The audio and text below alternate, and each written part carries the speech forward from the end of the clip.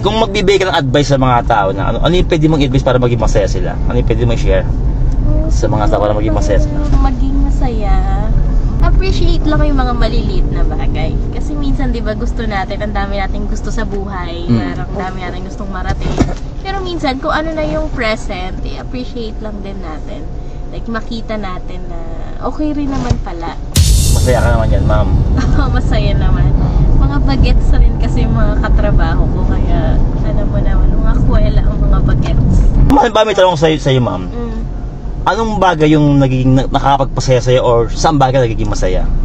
Ako, nagiging masaya ako kapag ako mababaw lang ako pag kasama ko family ko, pag sa bahay.